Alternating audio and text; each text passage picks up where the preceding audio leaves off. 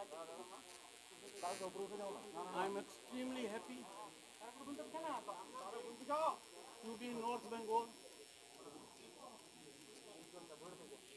I reached here on a day when the entire nation is celebrating birth anniversary of Iron Man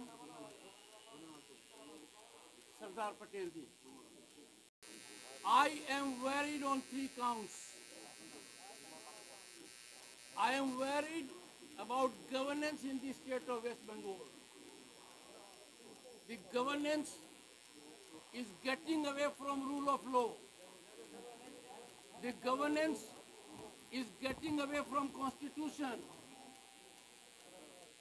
I don't want people of the state to lose hope that there can be no free elections. I don't want people to lose hope there can't be fair elections.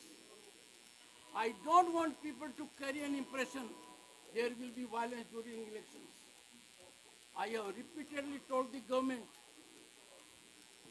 public servants cannot be allowed to be political workers. If public servants become political workers, the fate of democracy is sealed. I have repeatedly warned senior people in IPS and IAS, time for them to give up their political hat.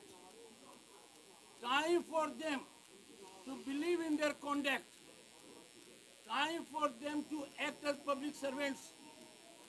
Time for them not to be political foot soldiers.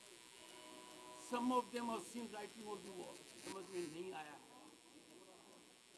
बहुत बड़ी गलती कर रहे हैं। कानून में बहुत बड़ी ताकत है। भारतीय प्रजातंत्र के साथ सरकारी कर्मचारी यदि अगर राजनीतिक कार्यकर्ता की तरह काम करता है तो वो भारत की मूल भावना पर, प्रजातांत्रिक भावना पर कुठाराघात करता है। राज्यपाल होने के नाते मेरा दायित्व है to preserve, defend an Indian constitution, और ये बर्दाश्त नहीं हो सकती। मैं मीडिया के लोगों से कहना चाहता हूँ, क्या राज्यपाल की बात गलत है? क्या सरकारी कर्मचारी को राजनीतिक काम करना चाहिए? क्या आप इस चीज को बर्दाश्त कर सकते हैं कि चुनाव में सरकारी व्हीकल का उपयोग हो, सरकारी दफ्तर और थाने का उपयोग हो, चुनाव में वायलेंस हो? हमारा प्रांत जिस पर पूरी दुनिया की नजर है, इतना बड़ा कल्चरल सेंटर दुनिया में कहीं नहीं है, उसको हम कलंकित करें, प्रजातांत्रिक व्यवस्था को धूमिल करें, कोई सप्ताह नहीं जाता जब मेरे सामने एक खबर नहीं आती है। Political violence, political killings, bombs का उपयोग फ्रीली होता है। कोई अंकुश नहीं कि बम कहां बनाया जाता है। कितने लोग हताहत हो चुके हैं। आखिर हम जा कहां रहे हैं? क्यों हमने रिटायर्ड लोगों को बड़े बड़े पद दे रखे हैं? सरकारी खजाना उनसे खाली हो रहा है। Retired DGP Purkayastha state security adviser है, और सिक्योरिटी का क्या हाल है हम अंदाजा लगा सकते हैं। एक दूसरे वरिष्ठ आईएएस अधिकारी है, आईपीएस अधिकारी है, प्रिंसिपल एडवाइजर इंटरनल सिक्योरिटी, और अलकायदा ने पांव फैला रखे हैं। Where is our intelligence? All therefore I am saying is, समय आ गया है संविधान से दूर सरकार में हटे। पावर कॉरिडोर्स में उन लोगों का प्रवेश जिनके पीछे कानून की ताकत नहीं है, वो कंसल्टेंट हो या कोई हो, पावर कॉरिडोर्स को वह कंट्रोल करते हैं।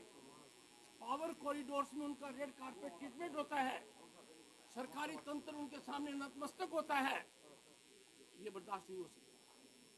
वही आदमी सत्ता का उपयोग कर सकता है जिसको सत्ता उपयोग करने का अधिकार है। I will be here for few weeks, I will take your questions before I bring an end to my trip. इस दौरान राज्य के जितने भी विश्वविद्यालय हैं नॉर्थ बंगाल में उनके वाइस चांसलर से मैं चर्चा करूंगा। शिक्षा के हालात सुधरें, गंभीर मंत्रणा होगी, समय समय पर मैं आपसे रूबरू होता रहूंगा। बहुत बहुत धन्यवाद। There are issues in this part of West Bengal also.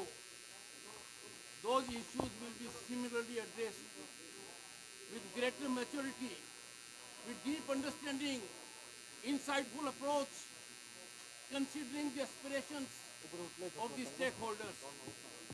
I have no doubt that as constitutional head,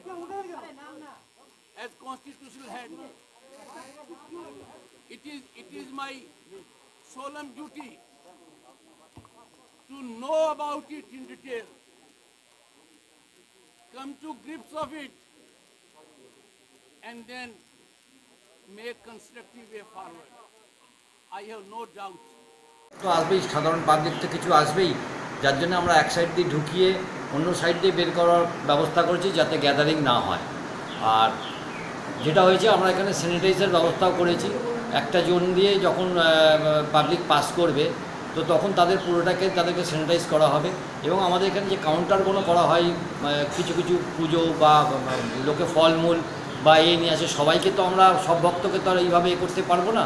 আমরা প্রচার চালাচ্ছি যাতে লোক না আসে, কিন্তু তাহলেও কিছু পাবলিক আছে যারা আসবে, আমরা ধরে নিয়ে তাদের সম্পূর্ণরূপে যাতে আমাদের এখানে ঢোকার আগে স্যানিটাইজ করা যায় তার ব্যবস্থা আমরা করেছি।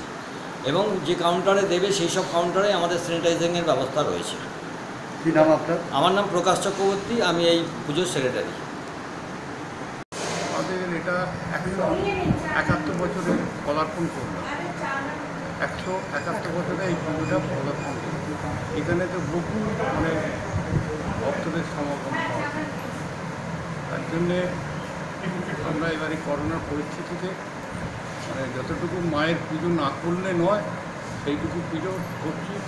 মন্দিরের ভেতর কাউকে ঢুকতে দেওয়া হচ্ছে না। আমাদের এখানে মালা পরানো থেকে আরম্ভ করে দণ্ডি কাটা থেকে সমস্ত এবারে বন্ধ রেখেছি।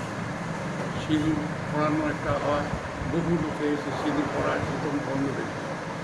ভোগ বিতরণও বন্ধ রেখেছি।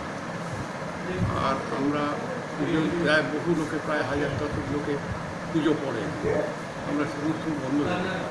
আমরা নিজেরা প্রসাদ করেছি। কথা বলছে কেন?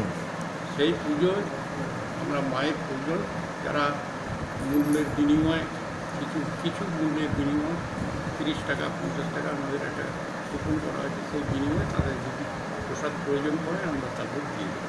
যে পুজো দর্শন, যে সারা রাত যে পুজো হয় সেই দর্শনের ব্যাপারে আমাদের রাত মন্দিরে মেন হচ্ছে গর্ব দিয়ে মন্দিরের ভেতর কাউকে প্রবেশ করতে দিচ্ছি। আমাদের কমিটি সরকারের যে নির্দেশ আছে 25 জনের মতো, তারাই মহিলা। দাদা কি হয়েছিল? পায়ে ওটা পেরে ফুটেছে। আচ্ছা, পায়ে পেরে ফুটেছে। ও বাড়িতে বলেন এখানে ঘুরতে এসছে, বলছে একটা টিটানাস ইঞ্জেকশন নিয়ে নি। হসপিটালে এসছে টিটানাস ইঞ্জেকশন নিতে, ওকে ডেকেছে, ও বসেছে। বসার পরে একটা অন্য পেশেন্টের ইঞ্জেকশন ওর হাতে মেরে দিয়েছে। বলছে আপনার নাম কি? পারমিতা? বলছে হ্যাঁ। বলে দাঁড়ান দাঁড়ান দাঁড়ান দাঁড়ান দাঁড়ান। ও ততক্ষণ ওর অবস্থা খারাপ, ও অলরেডি হাত পা কাঁপতে কাঁপতে ওখানে সেন্সলেস। ওকে আবার টিটানাস পরে দিয়ে ওই একই হাতে টিটানাস মারছে। ওই টিচারে শুয়ে রেখেছে, আমি বাড়ির থেকে সাথে টিচারে শুয়ে রয়েছে। হ্যাঁ, আমাকে বলছে ঘাবড়ে গেছে, ও টেনশন নিয়ে নিয়েছে, ওই ইঞ্জেকশন থেকে ভয় পেয়ে গেছে, ওই জন্য শুয়ে রয়েছে। স্লিপটা কি করেছে? স্লিপটা ডাক্তারবাবু নিয়ে ছিঁড়ে ফেলেছে। আপনার এখন কি বলছে ডাক্তার? কি বলছে ডাক্তার? বলছে আমাকে, ডাক্তার নার্স পরে এসে বলছে যে আমাদের ভুল হয়ে গেছে, তো এটা মানিয়ে নিজেদের মধ্যে অ্যাডজাস্ট করে নিন, মিডিয়া টিডিয়া ডাকবেন না।